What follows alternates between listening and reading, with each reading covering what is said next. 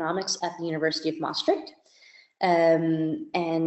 She did her double degree between University of Nice and Sant'Anna in Pisa with Giovanni Dossi. Her research combines empirical analysis of firm and industry dynamics using microdata and macroeconomic agent-based modeling. In particular, she was involved in the development of Keynes-Schumpeter macroeconomic agent-based models, which brings together the ideas from the two economists with an evolutionary perspective. It's kind of a nice tie-in from from Zhao, who also works on Keynesian Schumpeterian work. This is our third session of our webinar series on reading Schumpeter, the theory of economic development. And today we'll be discussing chapters 3 and 4.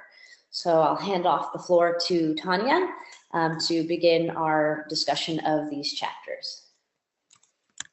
Hello, everyone. Thanks for joining today.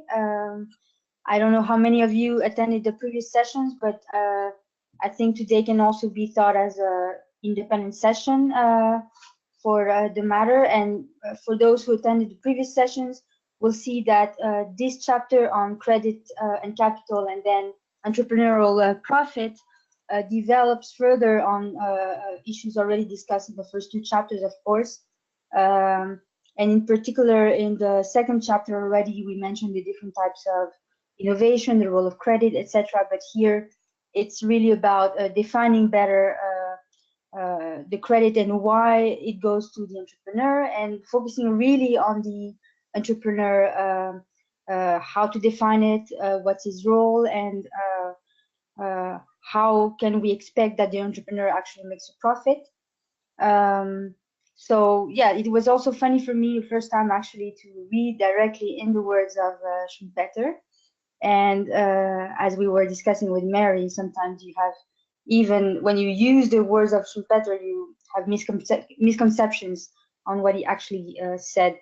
As you can see sometimes from the questions I listed in the end. So the questions focus more on chapter 4, but feel free to discuss any of the chapters that you want, and maybe we can start with chapter 3. Is that okay? Please.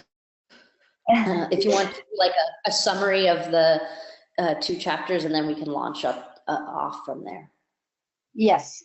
So that's what I did in my note. Actually, was going through the chapters directly to understand how basically the different arguments, and the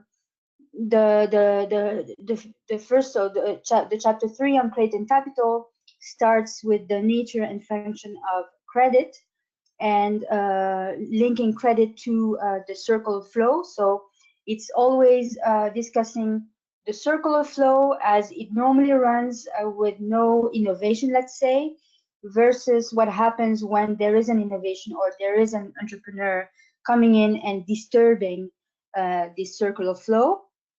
So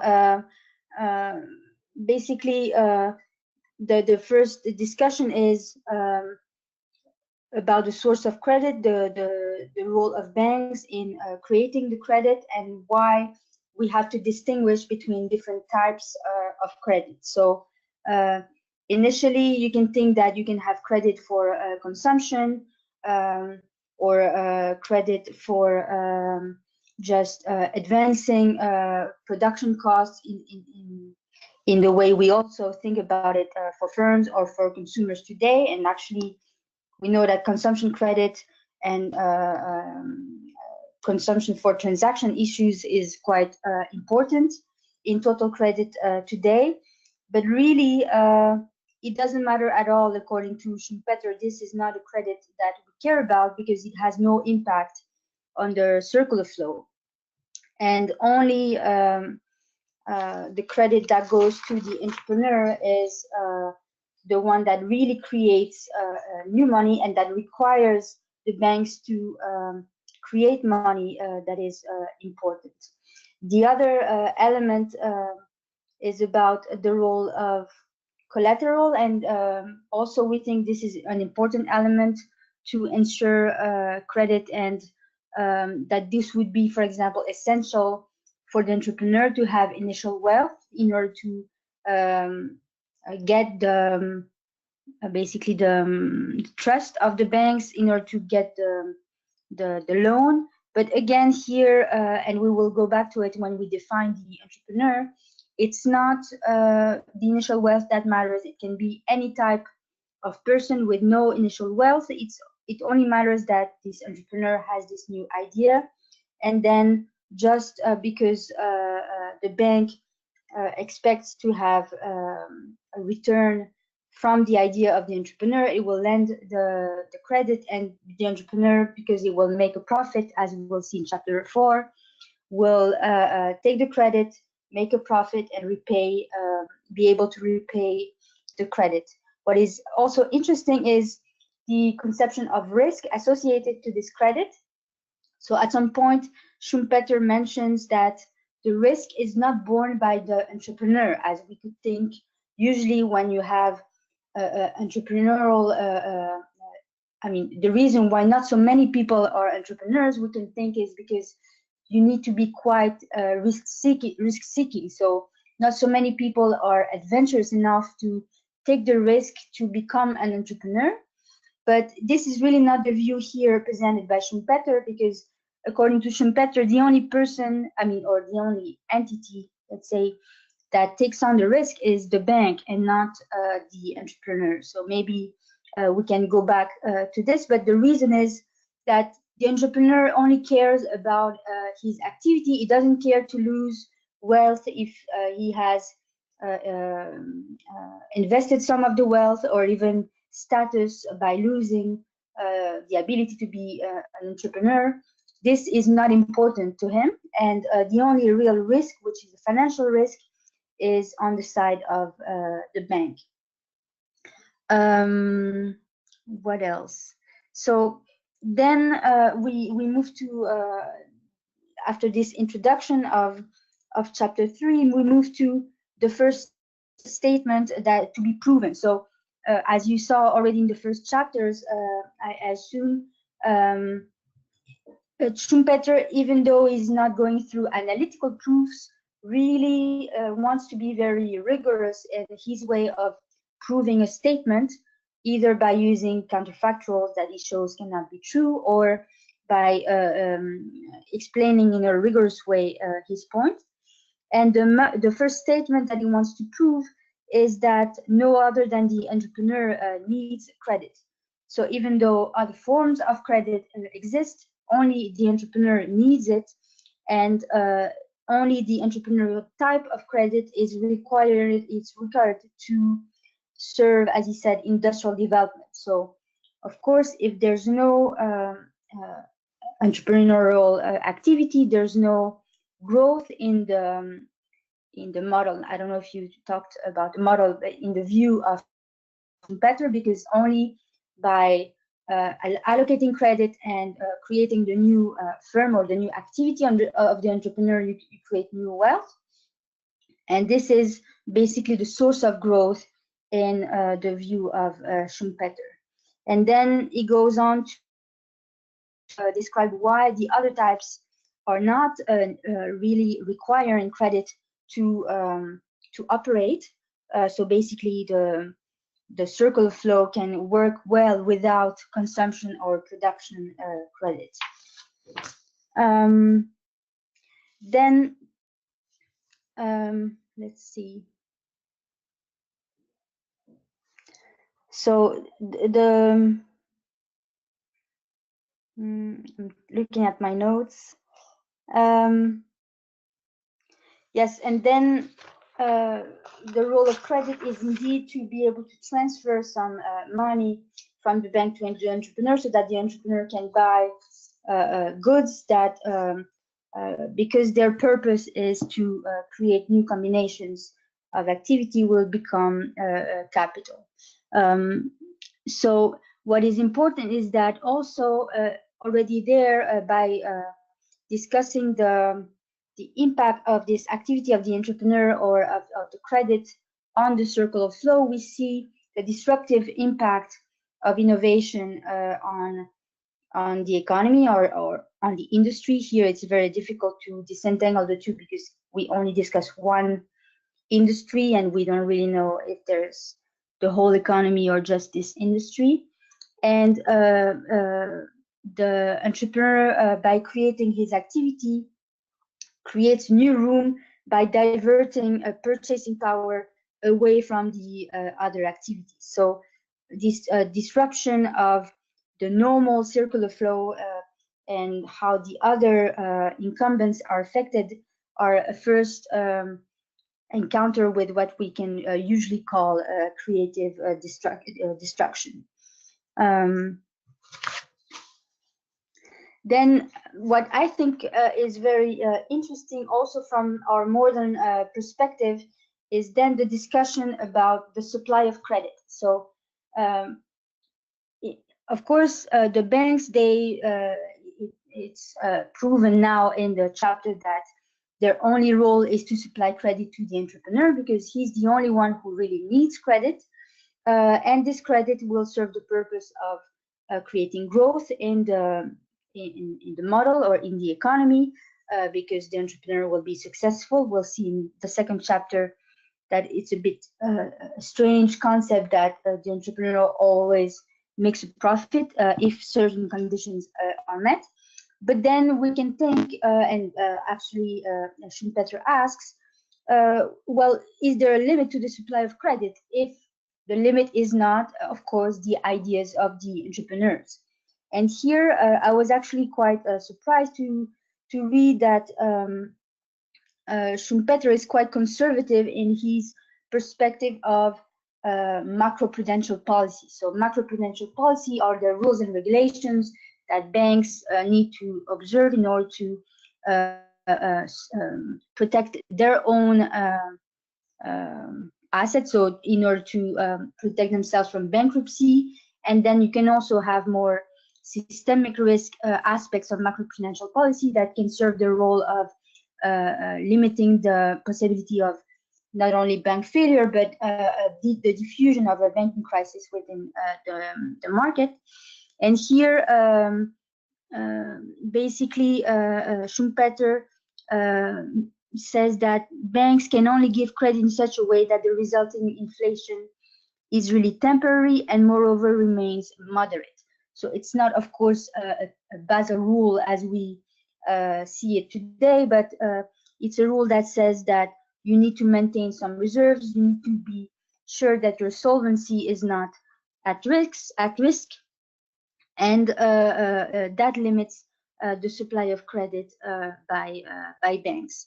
And from the point of view of whether this limit has to be from banks themselves or from the regulator, here he mentions that some special legal restrictions and special safety valves are actually necessary in practice. So he really gives a role for the regulator to limit the amount of credit that can be given by banks. So now, if you still follow, we move to the section on capital, and on, again, spending a lot of time in the definition. So first we define really what is credit, what is the type of credit that we care about, and now we want to define what capital is. And this will matter especially because, as we'll see in the other chapter, Schumpeter wants to distinguish the capitalist economy from the non-capitalist or communistic communist economy further in the chapters. But here, what makes capital is really not the fact that it's embedded in goods or that it's money per se, but it's really the productive purpose that makes it become capital. So the bank gives money to the entrepreneur, or the entrepreneur sells. So if anyone has any questions, perhaps on the parts that were discussed by Tania, we could open the floor.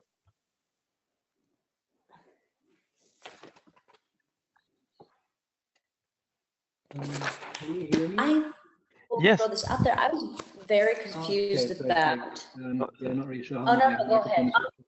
Oh, all right, sweet. Can I ask my question, or is the other person online? No, please ask. Yes. Please go forward. I was just wondering, because I read some commentary, I mean, especially in Germany, saying that quantitative easing from the ECB has basically wiped out the Schumpeterian element of creative destruction because there is too much credit in the economy. So now that we were talking about creative destruction and credit and all that, I'm just curious on what you think about that view.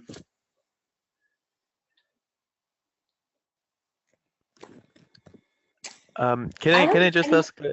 Sorry, Yeah. sorry. Please go ahead. No, go ahead. Please. Okay. I just want to ask. Essentially, this in Germany, what is said is that quality expansion in covering corporate bonds, I guess, it's in regard to that part of the QE program, correct? Yes.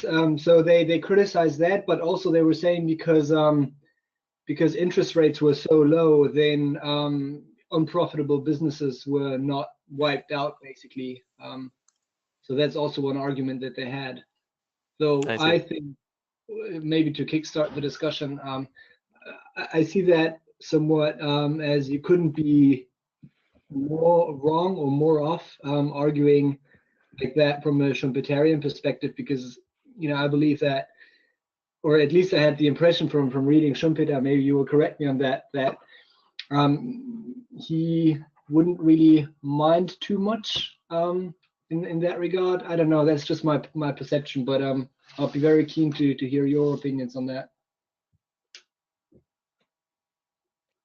I would say that it is difficult to make this argument, the one that you exposed, right, from Germany, a Schumpeterian argument, right? For some reasons.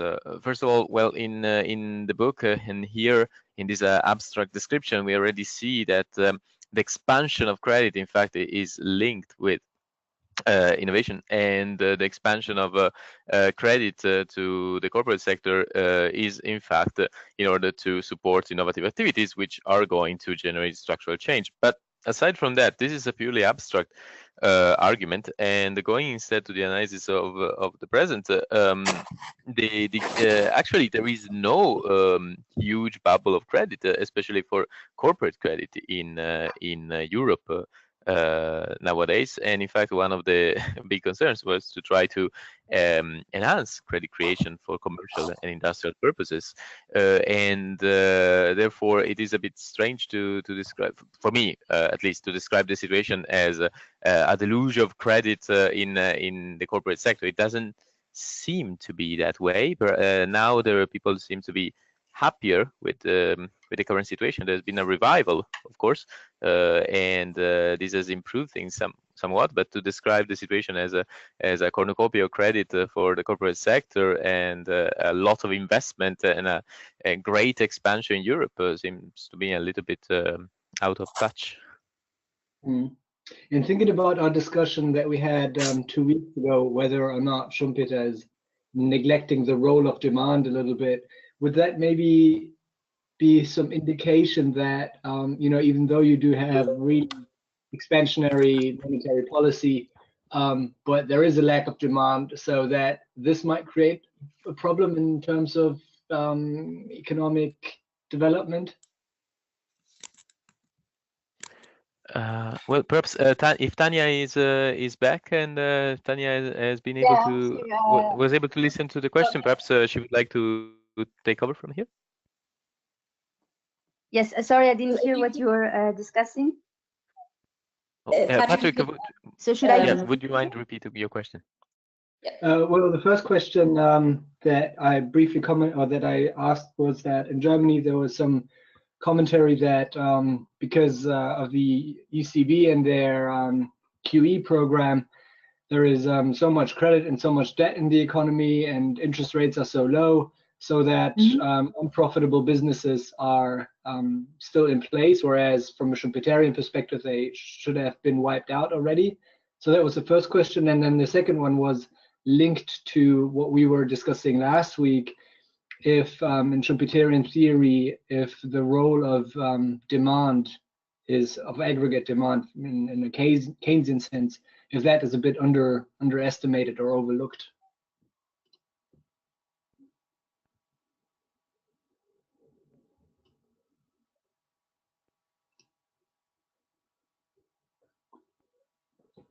Do we still have you, Tanya? Oh, she's downloading the app. Okay. Okay, so can I just add? Sorry. Okay. Oh, Sorry, I didn't hear the second part of the question. I understood that because of too much credit, basically, inefficient firms are maintained and still survive on the market. Instead, they should, according to Schumpeter, be cleaned by the market. Is that your question? Yes, that was a comment from Hans Werner Zins, obviously a very conservative economist in a very conservative German newspaper. But yeah, Ben already said that it might be a bit of a misinterpretation of Schumpeter. I agree with him, so maybe you can also comment on that, or you can go ahead. I don't know how you want to proceed.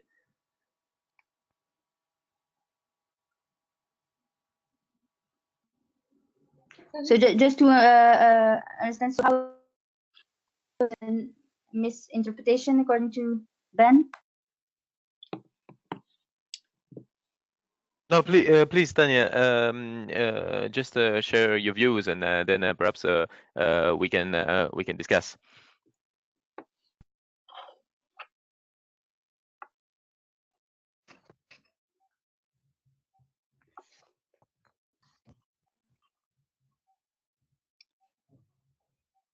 Hello?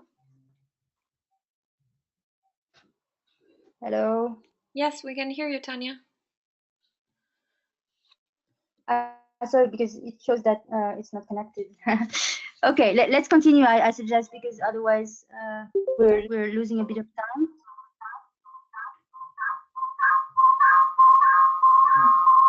Now,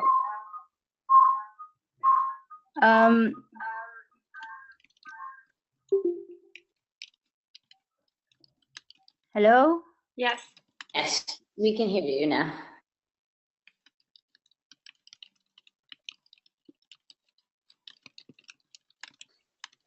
Tanya? I'm confused. Okay. Description. Tanya, you can just talk. I mean, we can hear you and we can go forward.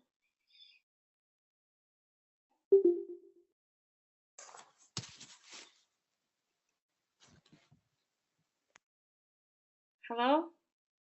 And she is not online. Okay, can I just take something out of my chest? When it comes to demand, Schumpeter just doesn't consider it. So it's not a question of is demand neglected by Schumpeter. He does that on purpose. It's not that he forgot about it. He just, I mean, in my view, when I read the text, he very consciously decided not to look at that. Right, Ben? Yeah, well, in the description of the activities of the entrepreneur, it is certainly the case. What you're saying is certainly true. So I think you will be happy to see that demand is going to come back eventually in the discussion of the business cycle. But yeah, on this, sorry. not here, not right. I mean, No, not here. No. In the business cycle, the last chapter, I think you will see demand popping up, and you see some impact of demand in a sense, indirect impact of demand. You can still see it. I would, however, agree with your characterization so far. okay, so I have another question. Oh yeah, I'm sorry. No, go on. Well, I was going to say, I think though that he makes 2 points here. He talks. I'm very confused in the section that he talks about inflation, because there seems to be different kinds of inflation, and I'm still not. It's not clear to me what is his view of the source of inflation, which I think relates to Patrick's question about the recent about Germany being overflooded with credits. So if anybody has a clear idea of what is inflation in the Schumpeterian perspective of the chapter on credit.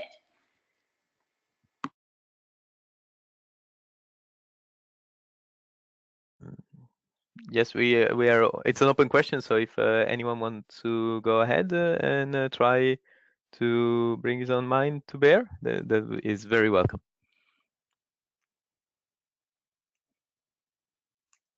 Okay. In that case, I would say, Mary, in this particular chapter, you always have to link to the circular flow as described before, right? This abstraction, this abstract situation where all economic resources are fully used, right? Everything is fully employed and everything keeps being used in the same way, so nothing changes, right? And then suddenly, to all these resources, they're already earmarked to continue doing what they're doing. Suddenly there is this influx of ad hoc, newly created purchasing power. And this additional monetary demand goes to dislodge certain resources from the circular flow in order to put it in the hands of the entrepreneur. And now, in order to do that in a market scenario, essentially you are bidding up the price of these resources. So inflation, it shows up here initially only in the services of the factors of productions that are required by the entrepreneur in order to start setting up his let's say his production function. And if I may, Ben, if I managed to join, I think even in the non-capitalist examples at the end of the chapter 4, it's also the same process, and this is why it says that there's also the same value that is created in that case, because there's the same effect on wages and the value of land, even though they're not in the capitalist society. Don't you think? Yes, I would agree that. The fact is, however, there is only one difference here, is that the changes in the underlying values, that's absolutely exactly the same, and this is what you want to show. But since in these examples there is a single decider that reallocates the resources, then this inflationary process does not have to be there. So the changes in values might be exactly the same, should be exactly the same, in fact, but the changes in prices clearly are not going to work. Okay.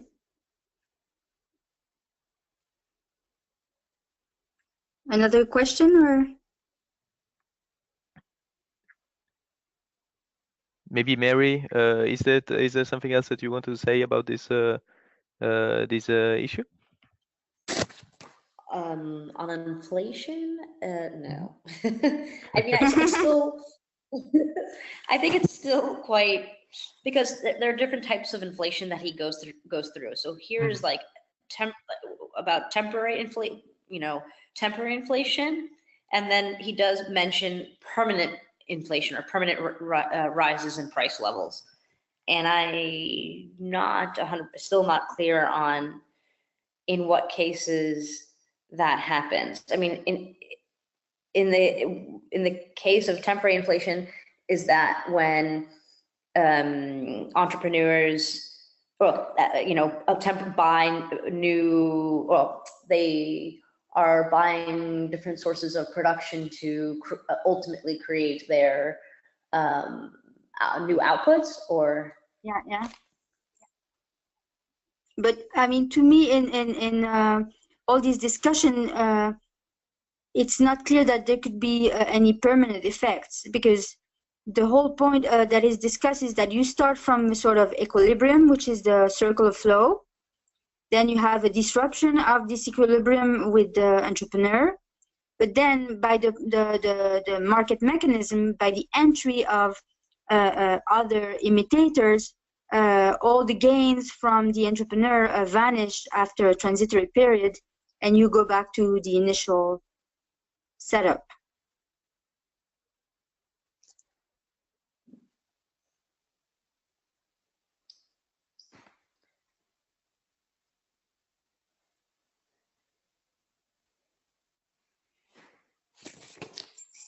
So I had a little bit of Hello? a different question. Mm-hmm. Basically, I wasn't just a little bit of history here. I was introduced to Schumpeter not by academics. I was introduced to Schumpeter during my bachelor by policymakers and by people who use Schumpeter as a passepartout on environments of incubators and venture capital. And so it was very interesting for me to be introduced to Schumpeter, as you should probably be introduced into an academic environment.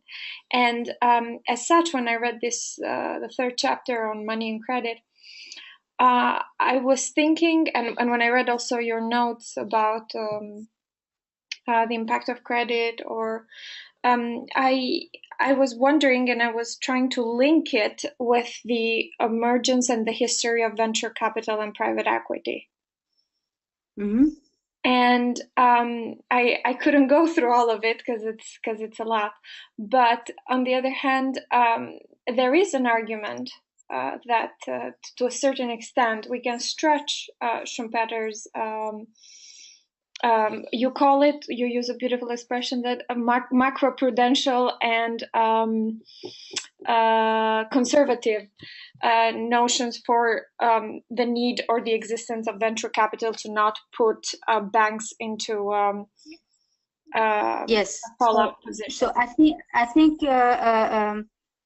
it's very. I mean, it's not so much here, but it's much more developed when we try to understand why venture capital is a better fit to finance innovation, and why banks are reluctant in financing innovation, and that's of course associated with the uncertainty of the profits of innovation per se.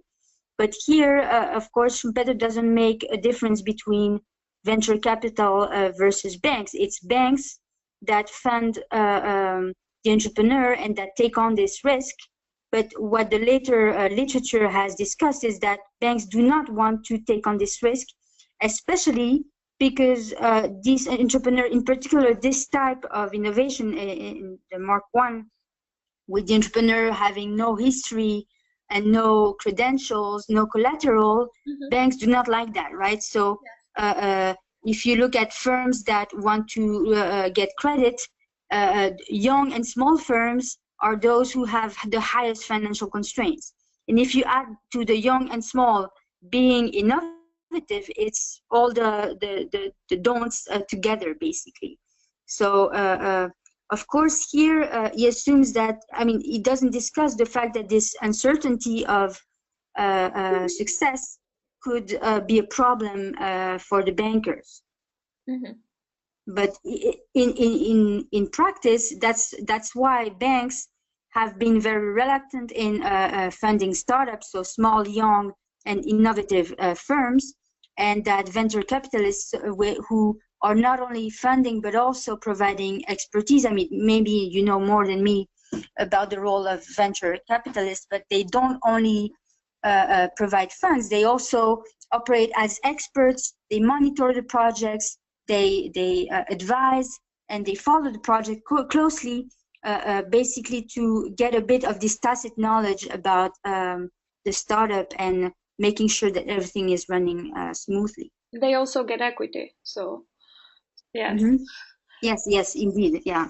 But that's also taking a risk in a way. Yeah, absolutely. No, I was just using. So with venture capitalists, oh, sorry. Yeah, no, go on. So venture capitalists, could we, in some sense, is it a mixture of both the banker, the credit in Schumpeterian sense, and the entrepreneur? Because they play some roles of being the entrepreneur of the way that Schumpeter describes, and perhaps that's something we should discuss, is who is the entrepreneur, which Tania actually raised a very good question in her discussion points about this. But the entrepreneur is this person who puts together these, gets the credit and then puts together these different factors to create something new, right? So the venture capitalist aids in that production, but also provides equity or capital to as well. So it's this kind of mixture between the two characters. Well, Yes, because of course, since the definition of Schumpeter is so vague, just new combinations, it can be new combinations of anything, and venture capitalists themselves, by acting directly in the startup firm, they also participate in the new combination. Let's say, is that what you mean, Mary? Yeah, exactly. Yeah, but maybe we should talk a little bit more about the entrepreneur and who the entrepreneur is in Schumpeter's ideal. And I'm very interested in your question 4 is it relabeling the entrepreneur as an inventor, or what is the difference between an entrepreneur and an inventor in the Schumpeterian sense? To me, what was striking in this discussion is, of course, when we think of innovation and when we use Schumpeter in innovation economics, we always associate innovation with either academic knowledge or R&D, engineering, some kind of knowledge, and the role of the inventor is central. Then the inventor can be an employee, or the inventor can be the entrepreneur in himself, but there's really a role for knowledge. So it also combines with my other question. And here instead, it doesn't matter who gets the idea, it matters who implements the idea. And that's the difference, according to what I understand, for Schumpeter. So it doesn't matter that you have a very good invention. What makes it profitable, of course, is that you actually implement the invention and you put together the different goods and you create the market, or you create a process that reduces the costs. And that's where the value is, not in the invention per se. But so I think, of course, you could say that the new combination per se is an invention, but he does mention something about the inventor. So I think still we could separate the inventor as having the idea, for example, of the new process of, for example, where is it that he's defining the different types of innovation? So either one of the types of process innovations, or the new product, or the new market. Whoever has the idea, doesn't matter. What matters is the person that is actually putting it into the market.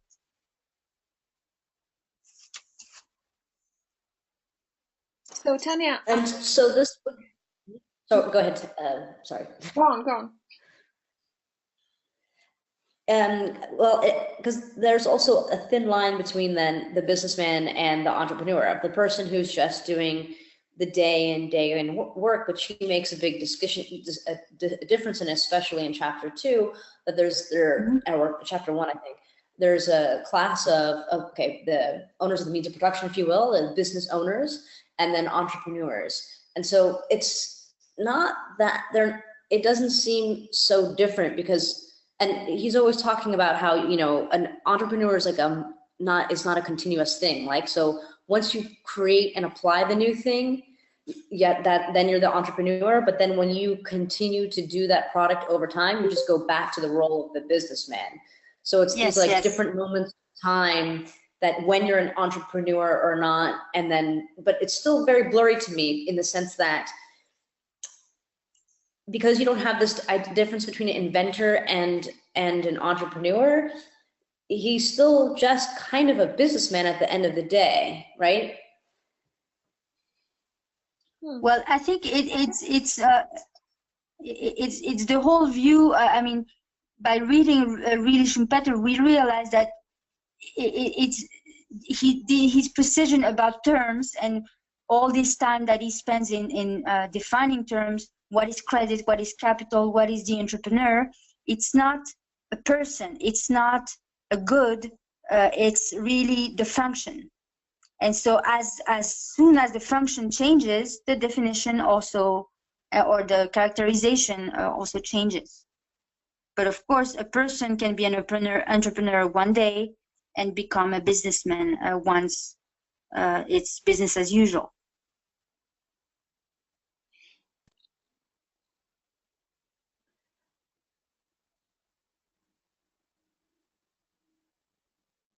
Okay. I don't know if Mary wants to pick up the point again. No, that answered it. Yeah, So, I think that's a very good point.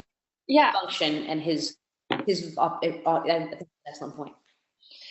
I wanted to move to question 6, which was very, very interesting for me, and I think it would be also interesting for basically the people who are doing a PhD at UNO Merit in economics of science or economics of knowledge. Yes. If you can elaborate a little bit about the contradictions or the issues there. Well, so I don't know about all the works in detail of Schumpeter, so maybe, and Ben is here to correct us, Schumpeter did mention something about knowledge and about maybe the role of the accumulation of knowledge later, but at least in these chapters on where the innovation or how the entrepreneur becomes an entrepreneur, he just does the new combination. He just uses the idea of the inventor, but it's nowhere discussed where it comes from. That and what my point is that in the economics of innovation, especially if you think of Cohen and Levinthal's absorptive capacity, so the fact that firms and by extension countries can only innovate once they have accumulated enough knowledge about what exists, and then by recombining, that's also in the evolutionary perspective, innovation as recombination, so that could be seen as similar to Schumpeter, but this recombination assumes that you know about the existing knowledge in the first place. But here it's a different type of recombination. It's not a recombination of knowledge as in the evolutionary sense. It's a recombination of goods, or yes, a recombination of activity, but it's not really a recombination of knowledge. And there's no, not at all a role for the cumulative aspect of knowledge as a requirement for innovating. Mm-hmm. Ben, can you elaborate on whether these aspects were in any other works better?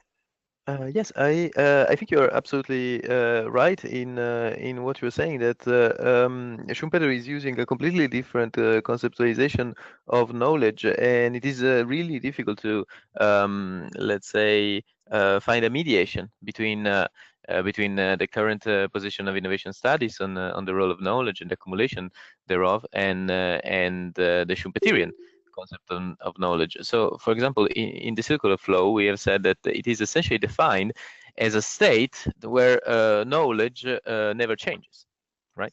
In the sense that everything is always done in the same way, but everything is done in the same way because of this fixed state of knowledge.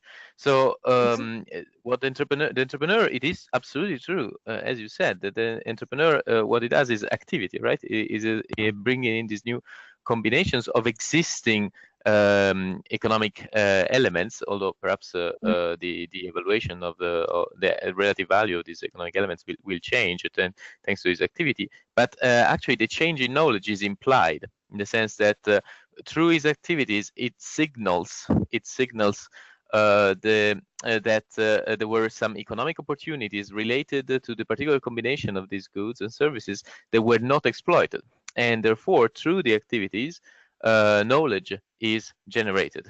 But this is very different from, as you said, from the accumulation of knowledge as an input, a necessary input before the activity, right? And in Schumpeterian terms, it is very difficult to translate, because Schumpeter has some real problems with applying the category and well, the definition of knowledge to something that extends to the future. So just like Keynes, Schumpeter denies the possibility of having knowledge of the future because the future has yet to be created. So it is difficult for him. So you can have a Schumpeterian process that generates knowledge, but hardly one that is built on knowledge. If you understand what I mean. Yes. I think it is worthwhile to keep in mind that at the end of it all, there is a different conceptualization of knowledge. And once the different, I think, however, once you know, these differences in terminology are resolved, there might be consistency. But if you use the same terms, if you use the definition of knowledge of Cohen-Levital or other authors of today, and you use that to interpret Schumpeter, then you will end up with these problems, right? You will end up with saying, but here there is no accumulation of knowledge, and in this sense of the term, you're absolutely right. There is none. Mm-hmm. But what I wanted to ask, basically, in my last question of point 6 is, so we have this view of more the innovation from a firm that has R&D employees or engineers, etc. So, or links to the academia in some way, and that's how you innovate, and innovation being really science-based. But what we see more and more, and especially in developing and emerging economies, is other ways to innovate that are not based on the large accumulation of pre-existing knowledge. Yeah. And this way of innovation is maybe closer to the Schumpeterian one, which is just you have different inputs and you try to combine them in a way that makes sense and that offers a solution to your problem. Yes, I would agree. And in general, I would say that I think innovation studies are really, let's say, aimed to explaining how the innovation process works today and has worked in the recent past, right? So inevitably, these forms of innovation clearly take center stage, right? But as you said, there are other forms of innovation, and Schumpeter is trying to build a more general discourse, something that can be applied in economic systems where such large oligopolistic firms with these large R&D departments and so forth do not exist. And about academia, is also an interesting point in Capitalism, Socialism and Democracy that he makes. He says, yes, the scientific endeavors are certainly important, and they are very closely linked to capitalism, but in fact they came from outside academia. Essentially, the universities of the time, they were these Aristotelic centers of thought that hated some of the pioneers, scientific pioneers that led to the development of the scientific method, and that happened outside academia. So, you know, this idea that knowledge is generated in the university because this is where the PhDs and you know, the people with degrees and education are, is not necessarily the case. It is certainly very much the case in an empirical perspective and so forth, but we should perhaps not always and at all times assumes that all the knowledge will come from here or from research and development departments, of course. Yes.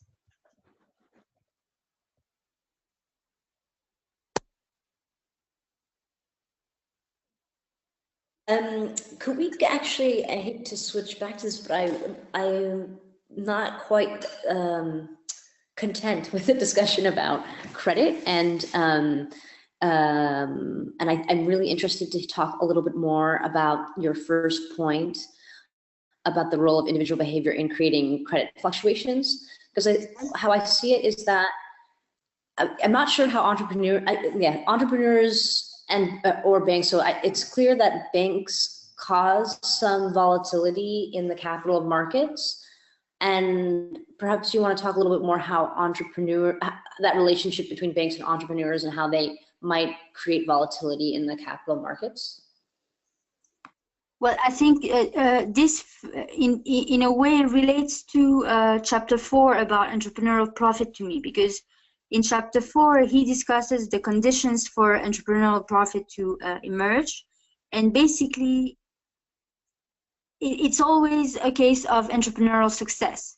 But of course, a source of credit volatility or issues related to the volatility in the credit market is because credit by banks is associated to their own balance sheets, and if they suffer a lot of for example, losses due to the failure of firms who do not repay their loans, then they have to restrict their loans in order to maintain the macroprudential rules. So in order to be sure that they are not close to bankruptcy.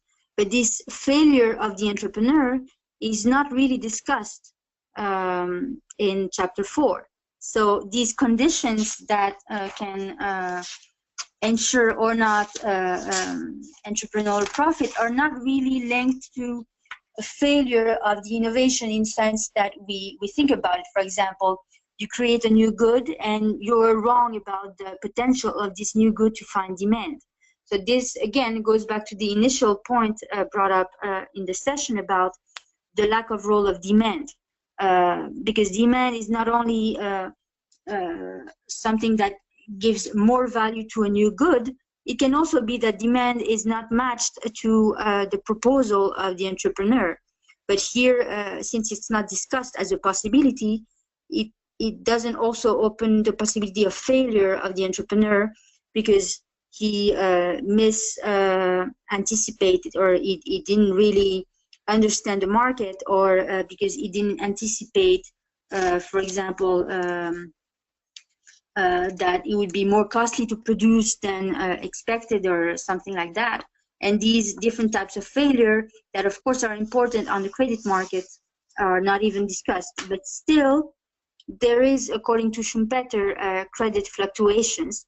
But as I mentioned, these fluctuations are only due to these external events and not to the endogenous behavior of the entrepreneur, his success or his failure, or the fact that, as we would link it to more recent also literature or events, that innovation or is associated to economic booms, or a lot of innovation activity is financed in booms, and fewer are financed in recession periods, for example.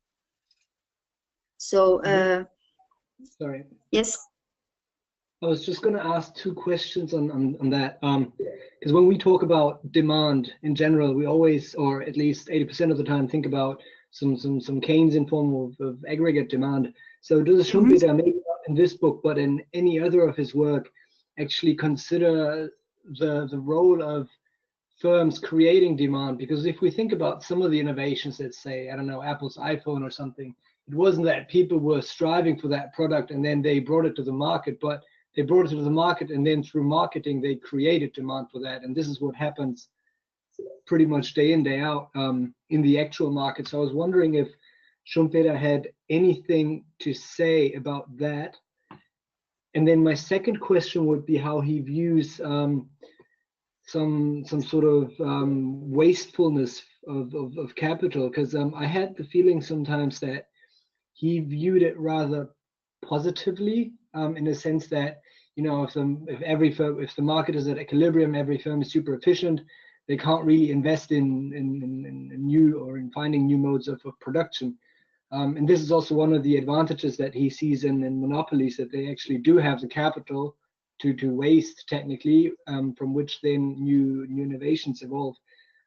So I was wondering if there is a way to reconcile these aspects of Schumpeter with the conservatism that you just mentioned, Tania. Well, on your first point, I don't see it as different from what Schumpeter explains, because it's the whole disruption impact of the innovation. So by creating the new combination, the entrepreneur takes away purchasing power from the incumbents. So it's exactly what you said about, of course, if you do not consider the Keynesian aspect of demand, which is the aggregate element, but only the allocation of demand between different goods, this is what Schumpeter mentioned. So you have purchasing power, and this purchasing power is allocated across goods, and when the new good appears, or when the new process makes the good cheaper, then it diverts some of the demand away from the incumbents to the new firm. So this is more about the allocation of a fixed level of demand. But for me, the Keynesian view, it's more what drives aggregate demand, so what drives changes in total demand, and not so much the issue discussed here of the allocation across firms, which drives, of course, industry dynamics, but which doesn't relate to aggregate demand in a Keynesian way. Is it clear? Yes, clear. Thank you very much for that answer. And then the second point, what was it again?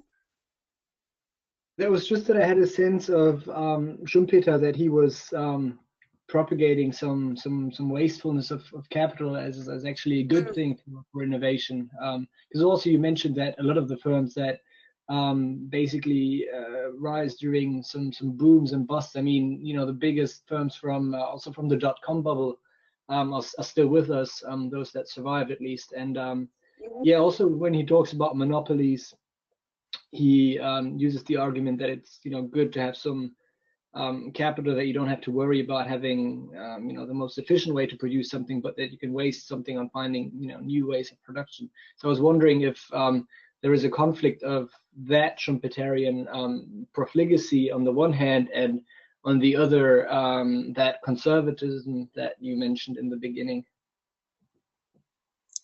Yeah, so if we, of course, and that links more to the view of innovation and the cluster of innovation associated with the one major innovation according to Schumpeter.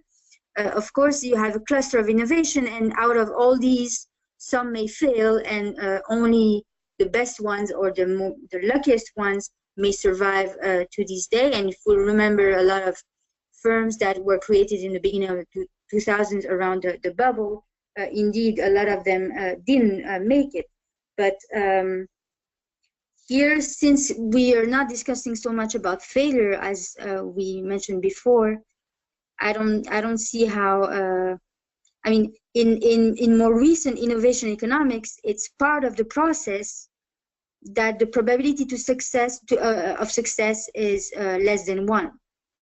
This is inherent to innovation, and then therefore you need, from the policy perspective, to have this capital in excess, let's say, because you cannot pick the winners. You have to basically fund a number of initiatives, knowing that overall some of them will succeed, but others will fail. And that's what innovation economics brings to the table. But from the point of view of the discussion of Schumpeter here, I don't really see the link. So maybe Ben can help us here. Yeah, the link that maybe I should have also expressed it a bit clearer. The link that I saw was with the expansion of credit, technically, that this is a prerequisite for innovation, technically, or that's how I read it at least. So that's on the one hand, and then on the other, you mentioned that he was also somewhat conservative in, you know, capital requirements that the banks should hold. Yes. But then that limits, for example, the number of innovation initiatives that you can fund if you have this credit limit. But of course, since it's not clear how to evaluate different entrepreneurs, it's not that you will. I mean, you will just diminish total losses, maybe, but it doesn't mean that you will be more efficient by reducing total amount of credit. Of course, if you have a more modern view and you think that banks, and that's our discussion about the difference between venture capitalists and banks. So banks, they only fund firms that have collateral or that have credit history or some patents that they can show as indicator of their performance. then you can think that if they base their credit allocation on these not performance criteria, but indicators of future performance, by restricting the credit, you will still fund the good firms, and you will reduce funds to the less efficient firms. But first, this is for innovating firms, it's less the case because you have fewer indicators to work with to tell you this will be a success or not. So you will only reduce the total amount of firms funded without knowing for sure that you're also reducing growth because you're constraining and you're not giving credit to a future Google or something like that.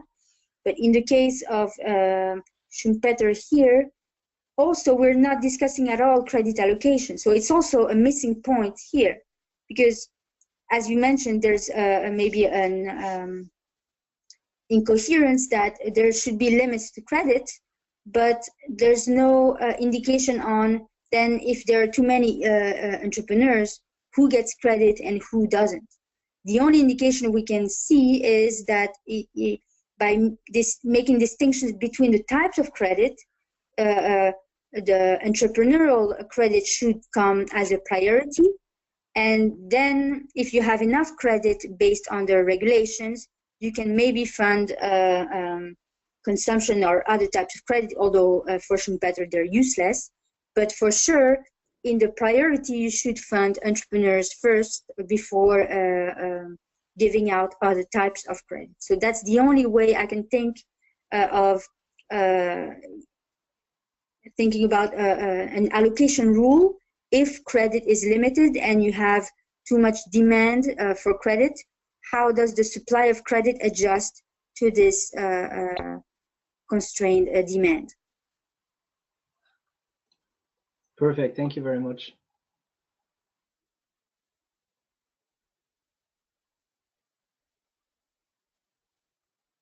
What's next? I mean, for me, an interesting aspect was the one of patenting, but I don't know if you agree. Does someone have a question on the patenting issue? You're referring to your question number 5? Yes, or another way to phrase it if someone has a different interest. Mm-hmm. No, but I found it quite interesting. But essentially, if I read this correctly, you say Schumpeter assumes that there is no patenting, and as a consequence, entrepreneurial profit is only temporary. Right. Yes. So, but of course, patenting, right, in itself is well, for Schumpeter is quite able to eliminate entrepreneurial profits as well, in the sense that patenting generates a monopolistic rent of sorts, right? And monopolistic rent is not entrepreneurial profit. So I would say that that on this point I was not really able to see the connection. But at the same time, yeah, Mary. Sorry, but at the same time, those monopolistic rents that they use can be used. That capital can be used to further, like, use as a collateral for entrepreneurship moving forward again, right? Yeah, like what Tania was saying before, using the patents as collateral to borrow from banks, right? Yeah. Yeah. But shouldn't be necessary, right? The entrepreneur doesn't need collateral. The entrepreneur doesn't need any of that to be financed. No, but of course, I mean, it's important to see that here the discussion is purely abstract, in the sense that, of course, collateral, as you point out, is very important in actual banking activities. But in these purely abstract, starting from this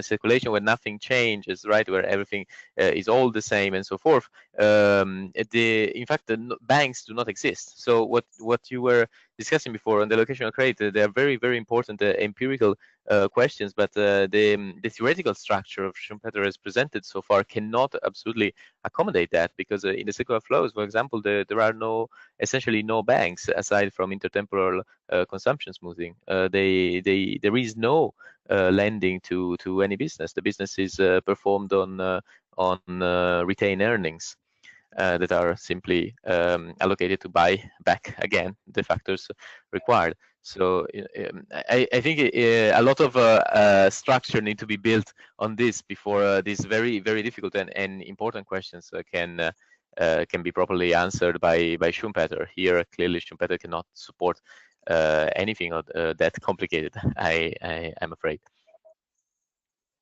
I think, though, that's a good point, though. Oh, sorry. Go ahead, Tania.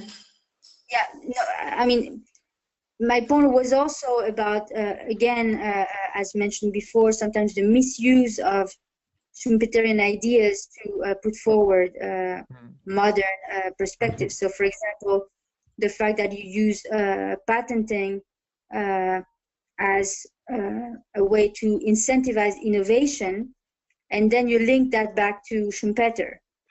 That would be often seen that you need patents are a way to incentivize innovation, because that's how you get indeed rents and not entrepreneurial profit. I agree about the distinction, but it's very different from the view here that you should not get rents anyway. And yes, absolutely. I absolutely agree that it is a little misguided to attribute this to Schumpeter, and without any patenting, according to Schumpeter, there would still be entrepreneurial activities. Although there is a note in Business Cycles, we're not here, in which he actually states that to the extent that patenting provides, rosier expectations of returns to the entrepreneurs, then they can be conceived to provide a moderate boost to the innovative activities. But it is a marginal consideration, certainly not crucial to the Schumpeterian theoretical discussion. Mm-hmm. Yeah, I think this is a good point to mention, how the way that he structures this book and the way that he writes the book. So chapter 1, at first was like, I guess, describing the circular flow. He moves on with chapter 2 and 3, building small, but not small, but the most important differences and contributions of why the circular flow is wrong. So he still merges the circular flow argument it's basically the foundation to his argument of why he's critiquing it and saying these are the major issues as to why the way they have it now is incorrect. And it's only until like chapter 4 where he starts to expose all the effects of these major differences. And in chapter 3, I think one of those major differences that he's pointing out is credit. And in chapter 2, I already forgot, but maybe you remember, Ben.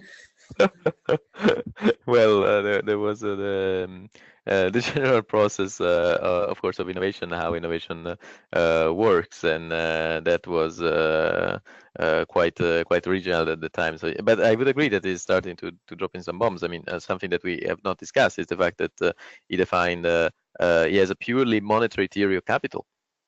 I mean, think about that. Think about how capital is described still today. That is quite shocking. Yeah, but maybe we can discuss a little bit more about the distinction or similarity of the role of money and credit, because it's almost as if for the entrepreneur, credit is merely money in the sense that it's just a way to transfer, to be able to transfer, to get like access to these old products or existing production factors. But it operates more in the monetary function of money than it does in our modern sense of credit. Or maybe I'm wrong, but maybe you can talk about this a little bit. I would not agree, because the whole point of credit here is the time aspect, is the fact that the entrepreneur doesn't have anything to start with. He gets credit that allows him to buy goods that become capital, and then he makes sales out of the innovation, and with these sales can repay the credit and make a profit. So it's the whole also definition of credit is just the intertemporal allocation of money between different agents. Yeah. And then because of this of this time effect, you need to pay an interest for being able to get money in advance, let's say. Yeah. Yeah, the question will be further explored anyway in the coming chapter on on interest, of course, and where the Schumpeterian theory of interest will be, let's say, discussed at length.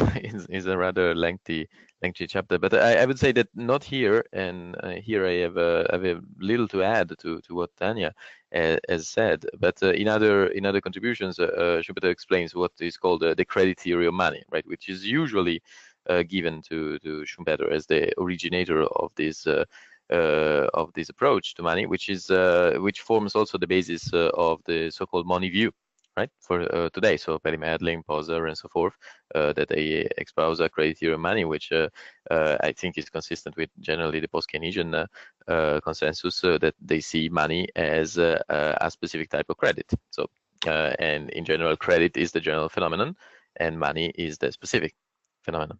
And this originates from Schumpeter. Linking this, Ben, I think already in chapter 3 here, Yes. we read that the role of banks is it's only to create money. Yes. And this is also linked to this to the post-Keynesian view of Yes. role of banks. The manufacturing of money, right? But Yes. it appears as credit, but in fact, in the Schumpeterian system, is money. And we know nowadays, I think very few people would dispute calling bank deposits money, right? But still, there were metalists around at the time when Schumpeter was writing. So Yes, it was quite shocking as well.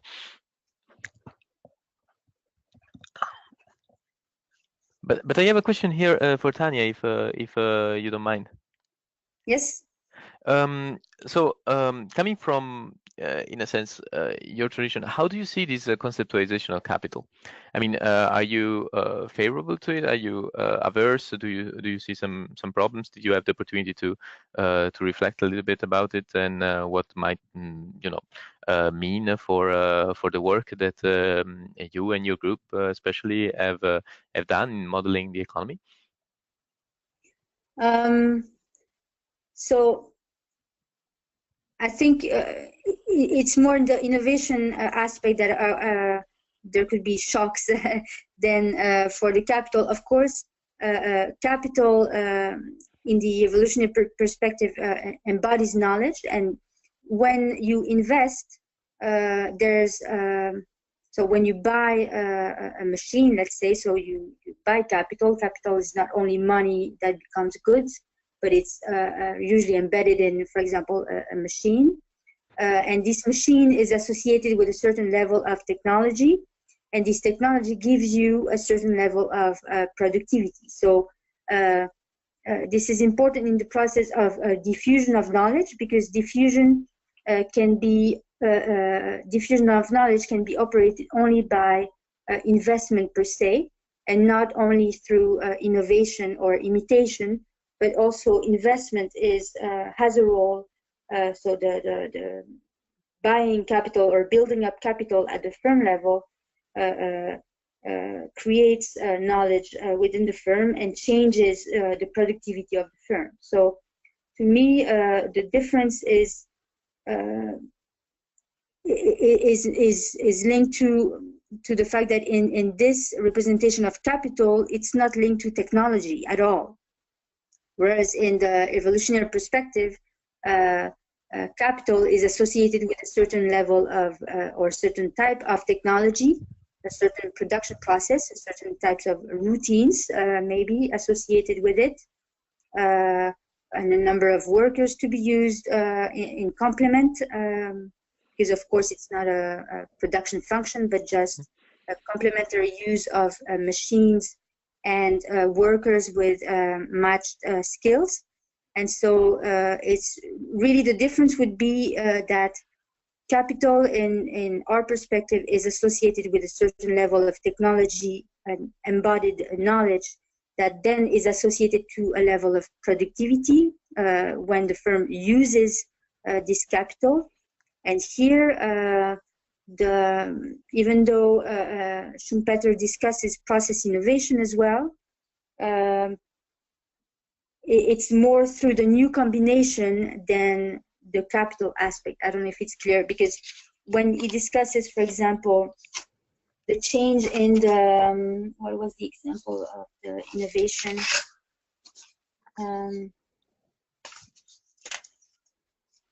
So there would be a new idea on how to produce more cheaply, and it's just the new idea that is associated with lower cost and not the capital that is associated with lower cost.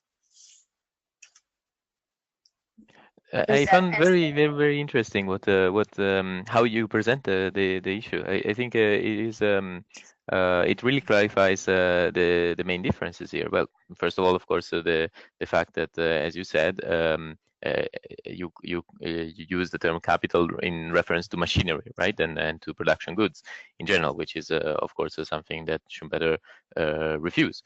And then the fact that you link capital to knowledge and technology embodied in specific vintages of production goods. And instead here, Schumpeter is promoting a view of capital as control, in a sense, right? This essentially instrument that allows the entrepreneur to take control of the productive services that he or she requires. And that is, I think that's a nice way to put the distinction. Mm-hmm. Yes. Alison has a question here, and she asked, what do you think about what Schumpeter identifies as a general truth? Profit is fundamentally connected with the role of leadership in the economic system.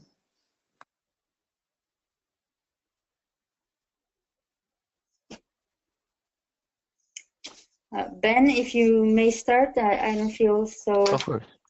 This one. Yes, I think this is very much related to the previous chapter, Alison, in the sense that entrepreneurship was already described primarily in terms of leadership, and this is also related to a little bit of the discussion that happened before, right? When it was said there is this strong difference between the inventor and the innovator or the entrepreneur. And the entrepreneur brings create these new combinations, right? And in the second chapter, this was described as economic leadership, the ability to bring together these new combinations. And since we have seen that according to Schumpeter, profit is only results from the successful activities of the entrepreneur, which we have defined as an economic leader of sort, then profit is related, fundamentally connected with the role of leadership in the economic system. So it follows from that is the fact that once you see the bridge between economic leadership and the entrepreneur, I think the rest follows quite directly. At least that's my reading. But Ben, would you agree? Because it's a bit weird. Because in our more modern conception of a leader, you expect you have one individual, and behind this individual leader, you have a number of people. So either view this within the firm, or if I understand correctly here, it's more that the entrepreneur leads the way in the industry. So he first introduces the innovation, and then the others, they will further follow his lead by imitating innovation. Is that the way you have? Absolutely correct. Leadership? Absolutely correct. There is still also an element of, since the let's say, systemic knowledge, or anyway, the conventions of the era, right? What he also calls the businessman normal in other works. What everyone knows does not support his endeavor, right? He's trying to do something new, he's trying to do something different. This entrepreneur or this entrepreneurship function, because it can be an organization, it can be a group of people, it can be many things.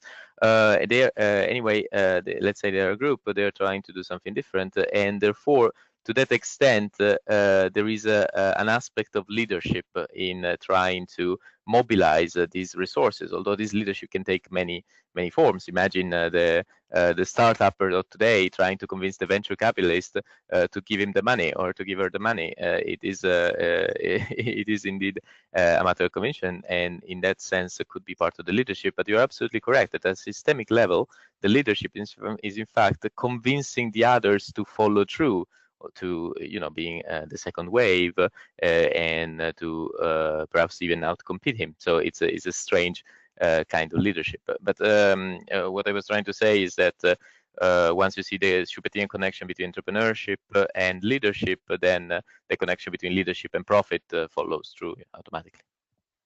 Yes.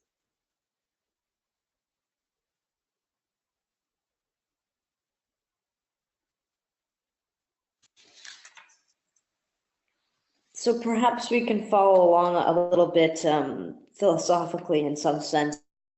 The last paragraph of chapter 4, I'm interested in thinking about or discussing on how the entrepreneur and on how entrepreneurship somehow is connected to social mobility. And so this relationship of that, I don't know what to say, the social entrepreneur rises socially, and with him his family, who acquire from the fruits of his success of position, not immediately dependent upon personal conduct. It's interesting to hear that, because on the knowledge that what we know about social mobility is that it's rather constrained and it's not very frequent. In fact, inheritance is a super, Piketty's point of inheritance is also a very important point. So maybe we can, just thinking to discuss a little bit about, maybe he's a little over optimistic about the role of entrepreneurship plays in social mobility.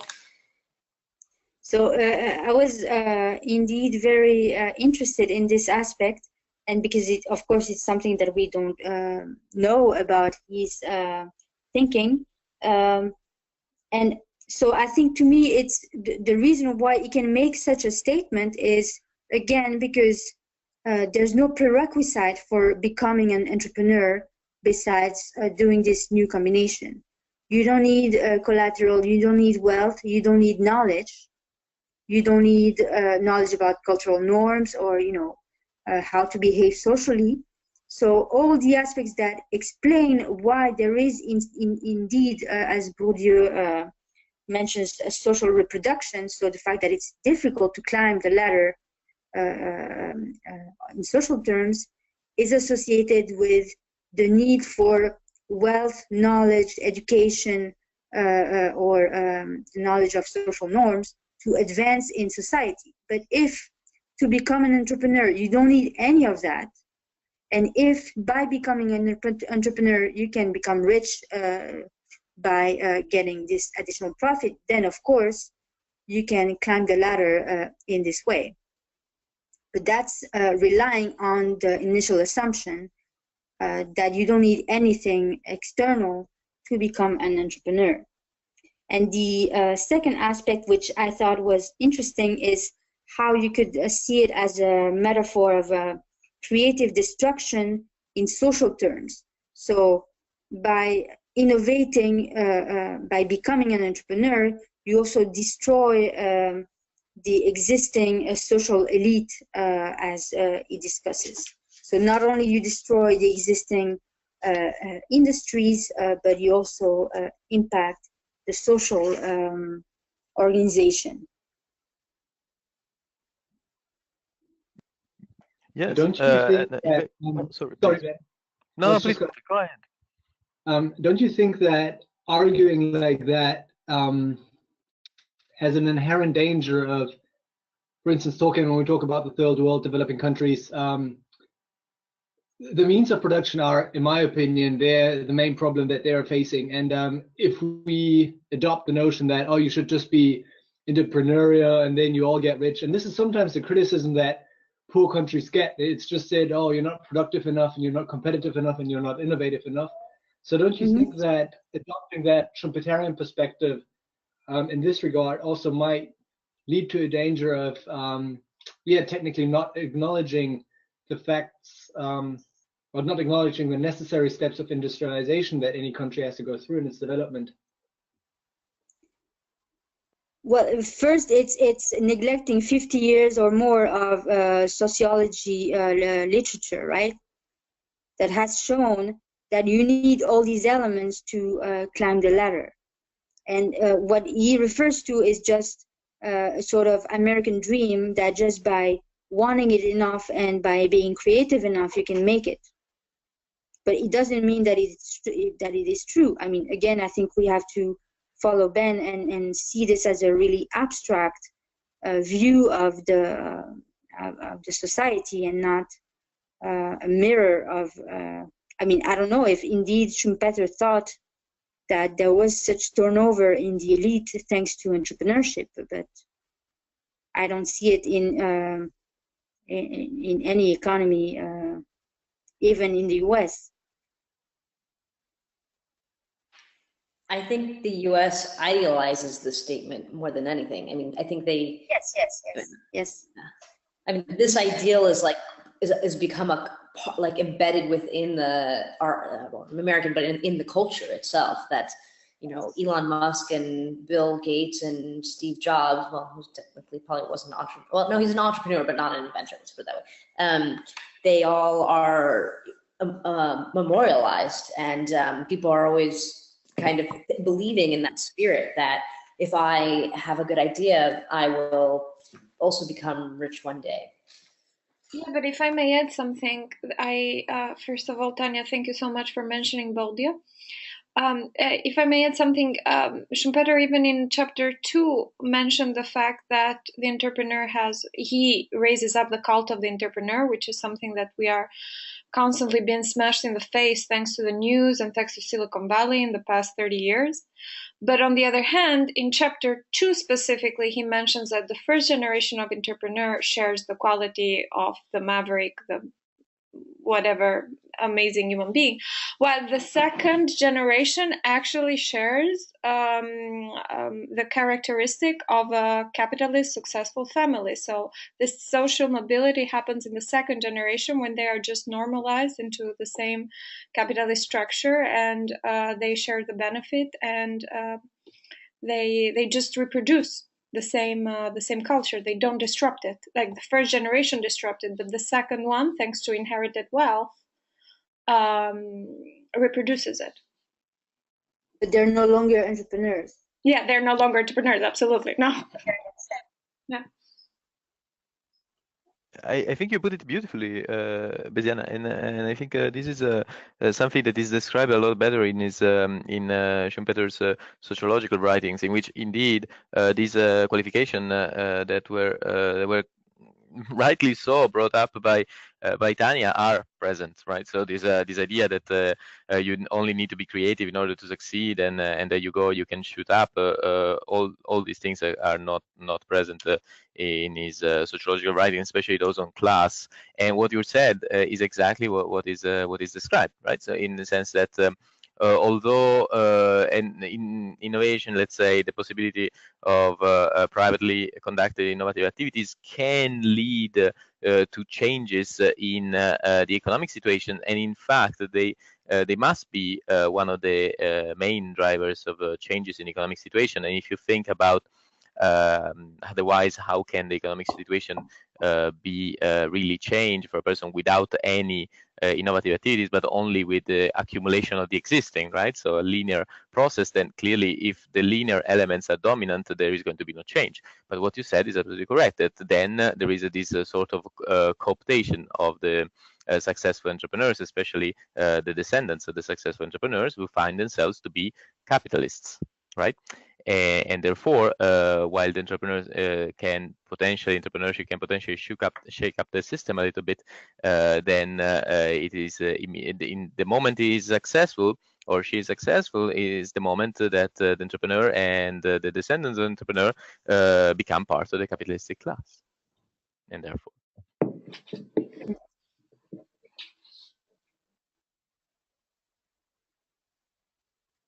Yeah.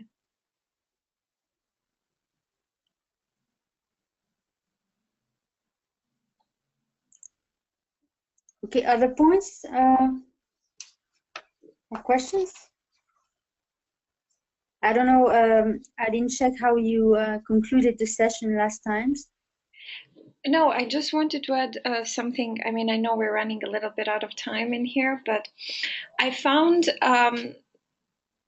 so far this reading, since we are more than halfway through the reading, we're only 2 chapters left. I know that we need to respect the writing in terms of when it was written and the historical aspects of it, and the importance of Schumpeter, the importance of other work of Schumpeter, and so on. But if I had read only this piece of Schumpeter, I would have the constraints that he doesn't consider in any part, in terms of, as you mentioned, the prerequisite in order to be an entrepreneur, which means, again, class, a little capital, even though it's a different, well, money, even though, and knowledge, and then even the access to credit, which is, again, a class-based system to a certain extent. The fact that he doesn't consider any of this makes it a very one-dimensional reading to a certain extent, and very simplistic. So I just wanted to add my comments about, since we only have one last webinar, which I would not be able to attend, unfortunately. I just wanted to say it out there that I mentioned to Ben that sometimes Schumpeter gets a little bit of hate from Minskians, from the famous Keynesian and demand-driven Kaldorians. But if I had read only this, I would totally understand why he gets so misunderstood, and why sometimes it's used, especially in the last, 10 years. His literature is used extensively from libertarians and venture capitalists and entrepreneurs who are for this extensive private-driven, no institutions, risk-driven economy. So just wanted to end in this negative note, apparently. So if somebody had any other comments upon what I just said, it would be nice. No, I think you're right in the sense that Schumpeter is the worst entrepreneur that ever existed. Entrepreneurs are trained to make a fantastic first impression, right? The elevator pitch or something like that. And in order to appreciate Schumpeter, you really need to take a lot of time, because if you only read some parts, it doesn't look well. It doesn't look right. It doesn't make a very good impression, and there is a reason why so few people read Schumpeter, and he had troubles making an impact, at least in his own times, right? And you pointed out very well. You are absolutely correct. This is the impression it makes. There is no way around it. I think it has to do with his exposition style, the way that he draws out and how he constantly refers through kind of logical arguments, and he's referring back always to that circular flow in this case. So the way that he writes is this kind of long format that requires you to remember what happened a few chapters ago, because if you don't remember, you don't recognize how novel or how important what he's bringing out is in disturbing previous thought. So he's kind of like the ultimate heterodox in the sense that he's always referring back to why they're wrong all of the time. This is the best, what you just said. Amazing. Tania, I would really like to thank you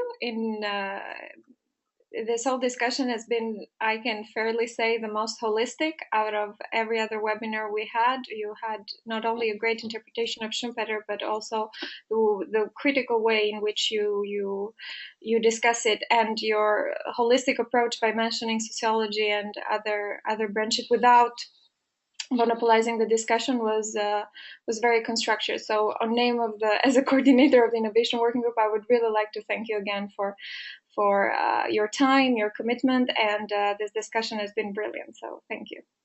You're welcome. I'm sorry about the small technical issues in the beginning. It doesn't matter. Mary, would you like to end the webinar? Sure. Thanks again, Tanya. We all are grateful for your discussions. Our next seminar discussion will be on Monday, December 18th at 7 p.m. So it'll be in a little shy of 2 weeks, and it'll be at the same location. We're going to discuss chapters 5 and 6. So we're looking forward to seeing you there. And thank you for participating and bearing with us through the technical difficulties. You can also check out our previous discussions and the entire webinar series on our YouTube channel. That's listed on our website and all our events, Facebook events website, and all the reading notes are available online there too. Thank you all for your discussions and participations, and we'll see you next time. Thank you. Thank you.